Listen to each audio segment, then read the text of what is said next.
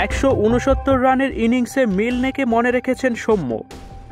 New Zealand সফরের দলে তার অন্তর্ভুক্তি নিয়ে আলোচনা হয়। সেই আলোচনা ডালপালা মেলে প্রথম ওয়ানডেতে 0 রানে আউট হলো।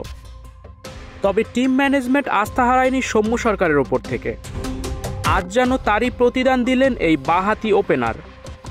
ক্যারিয়ার সেরা ইনিংসে 169 রান করেন সৌম্য। 5 বছর পর পাওয়া এই শতকটি নিউজিল্যান্ডের মাটিতে কোনো বাংলাদেশের সর্বোচ্চ রানের ইনিংস। সব মিলিয়ে বাংলাদেশি ব্যাটারের মধ্যে দ্বিতীয় সর্বোচ্চ। এমন এক ইনিংস খেলেও পরাজিত দলের সদস্য সৌম্য। তবে ঠিকই জিতেছে ম্যাচ সেরার পুরস্কার। সেই পুরস্কার হাতে জানিয়েছে 22টি 4 ও 2টি 6-এর সঙ্গে এতগুলো রান যে তিনি করলেন তার মধ্যে স্পেশাল কোনটা। সৌম্য বলেন, মিড উইকেটের উপর দিয়ে পুল শটটা। স্টুডিও 4D আপনাদের জন্য নিয়ে এসেছে শুটিং হাউস এবং শীতাতপ নিয়ন্ত্রিত স্টুডিও সুবিধা। বিস্তারিত দেখুন ভিডিওটির শেষে। অর্থাৎ ইনিংসের 41তম ওভারে অ্যাডাম মিলনের করা তৃতীয় বলটির কথা মনে রেখেছেন সৌম্য। তার আগের বলটিও প্রায় একই রকমভাবে পুল করে মিড উইকেট দিয়ে সীমানা ছাড়া করেন তিনি।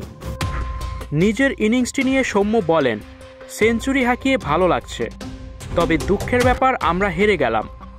জিততে পারলে ইনিংসটা আরও স্পেশাল মনে হতো। কোথায় ম্যাচ হেরেছে বাংলাদেশ? এমন প্রসঙ্গ এলে বললেন, পাওয়ার প্লেতে 3 উইকেট না হারালে হয়তো পার্থক্য গড়া যেত। মাঝখানে 2টি জুটি হলেও গুরুত্বপূর্ণ সময়ে আমরা উইকেট হারিয়ে ফেলেছি। এমন না হলে হয়তো ভালো পুঁজি পেতাম। দীর্ঘদিন ধরে রানে নেই সৌম্য। জাতীয় দলে আসা যাওয়ার মধ্যে আছেন, সুযোগ খুব বেশি পাচ্ছেন না। এমন সময় কিনা সিরিজ শুরু করলেন 0 রানে আউট হয়ে। এরপর তো সমালোচনা চারদিক। আজ কিছু করে দেখানোর তাড়না ছিল কি? সৌম্য বলেন, আমরা নেটে অনেক কঠোর পরিশ্রম করছি। লম্বা সময় পর আমি দলে ফিরলাম। খুব বেশি কিছু ভাবছি না, শুধু বল দেখছি আর নিজের মতো খেলার চেষ্টা করছি।